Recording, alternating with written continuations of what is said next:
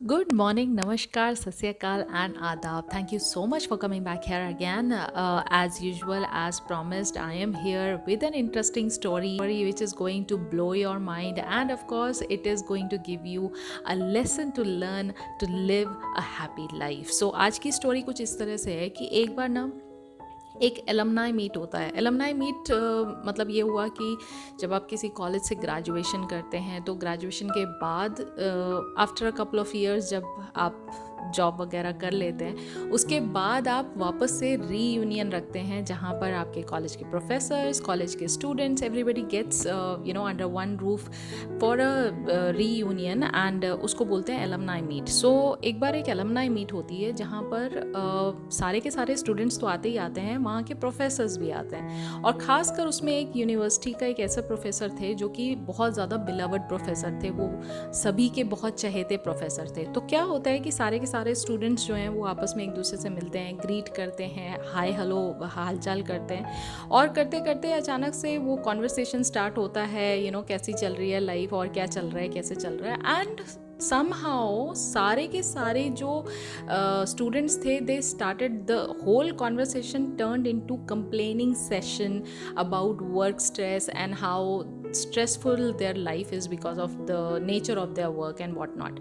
So everybody मतलब the wherever the professor was moving around in the corridor या जो भी वो हॉल एरिया था वहाँ पर उनको बस एक ही चीज़ सुनाई दे रही थी। every person, everyone, whosoever was present under that roof, they were complaining about their work, they were complaining about their life, they were complaining about what is not good in their life. So काफ़ी देर तक वो सुनते रहे and when he lost his patience, when it was intolerable for him, so he decided to play a trick on them. So उन्होंने क्या किया कि वो अंदर एक कैफेटेरिया था, वहाँ वो जाते हैं और वहाँ जाने के बाद वो जो उनका हेल्पर होता है उनको कहते हैं एक काम करो, सबके लिए ना कॉफ़ी निकालो, कॉफ़ी बनाओ और सबके लिए कॉफ़ी निकालो। तो जो उनका हेल्पर होता है वो यही करता है, वो एक कंटेनर में एक बड़ा सा पॉट होता है, उसमें केटल में वो कॉफ़ी जो है वो भर के लेकर आता है और बाकी वो बोलते हैं उनको कि ऐसा है तुम कॉफ़ी का पॉट लेके चलो, मैं बाकी सामान लेके आता हूँ। जब वो बाकी सामान लेके जा रहे होते हैं तो वो क्या करते हैं कि बहुत ही डिफरेंट वैरायटी के मग्स एंड कप्स वो उसके ट्रे के अंदर रखते हैं, जिसमें कुछ बहुत ज़्यादा एक्सपेंसिव कप थे, कुछ बहुत ज़्यादा डिज़ाइनर कप थे, कुछ बहुत ज़्यादा मीडियोकर काइंड ऑफ कप थे जो आप day to day daily life में देखते हो, और कुछ बहुत ही ज़्यादा लो कैटेगरी के कप थे और कुछ बिल्कुल plastic related and disposable cup थे। तो सब लोगों को पूरा पड़े वो ऐसे डिफरेंट डिफरेंट वैरायटी के कप्स वो एक ट्रे में लेके आते हैं और बाहर जाके टेबल पर रख देते हैं जहाँ पॉट रखा होता है। And then he says everybody whosoever wants to have a coffee, please have a sip of coffee from here, ये मैंने स्पेशली आप लोगों के लिए बनवाई है।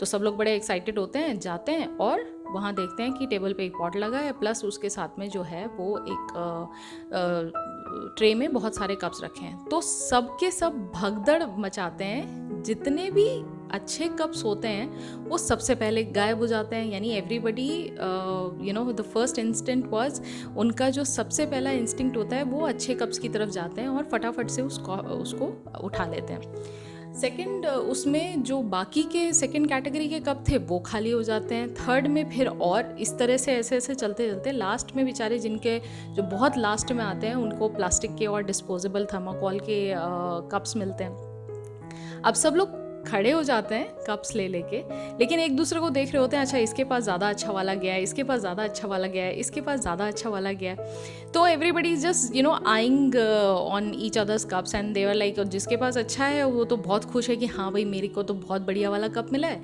जिसके पास नहीं है वो एकदम बिल्कुल परेशान सा होके और बार बार बाकी जनता के कप्स को देख रहा होता है। तो प्रोफेसर जो होते हैं वो माइक पकड़ते हैं और जब वो देख लेते हैं हर बंदे के पास कप है और वहाँ का जो टेबल है वो खाली हो चुका है। So the professor said, if you have noticed all the nice looking cups have been taken up, right, जितने भी अच्छे गुड लुकिंग कप थे ना वो सबसे पहले ले लिए गए और बाकी के जो कप्स हैं उनको छोड़ दिया लोगों ने, मतलब living behind the cheap and the inexpensive ones. The reason is कि सबसे पहले हर किसी को बढ़िया वाले कप्स चाहिए थे। So he further said that while it is very obvious that you wanted the best one for yourself, but the reality is that this is the only cause for your stress and mismanagement of your life. What does that mean? He meant that coffee से किसी को मतलब नहीं था। मैंने एक बार कहा कि मैंने बनवाई है स्पेशली आपके लिए कॉफ़ी, उस कॉफ़ी से किसी को मतलब नहीं था। एवरीबडी एक भगदड़ में लग गए कि सबसे अच्छा वाला मग कौन सा है, वो हमें लेना है। So the entire problem and the stress is revolving around the betterment of your life, जबकि लाइफ तो वहीं की वहीं है। यानी जो कप है वो कॉफ़ी में कोई वैल्यू ऐड नहीं कर रहा है अगर देखा जाए तो। Are you getting my point? मतलब जो कॉफ़ी की क्वालिटी है वो बिल्कुल चेंज नहीं हो रही है, चाहे वो 8,000 वाले कप में जा रही है, चाहे वो 8 रुपये वाले कप में जा रही है, वो कॉफ़ी की क्वालिटी वही है। लेकिन हम किस चीज़ के पीछे भाग रहे हैं? हम कॉफ़ी के पीछे नहीं भाग रहे हैं, हम कप्स की क्वालिटी के पीछे भाग रहे हैं, right? Then he started comparing this analogy with everybody's life. He said, life is the coffee that you are sipping, and the job and the family, a big house, a big car, it is all the pressure of the society. It is all what the nice fancy looking cup you are running after is, right? कि अगर देखा जाए, अगर आप इस बात की गहराई को समझें, so these are just the tools to hold up your life. ये एक ज़रिया है लाइफ को जीने का, ये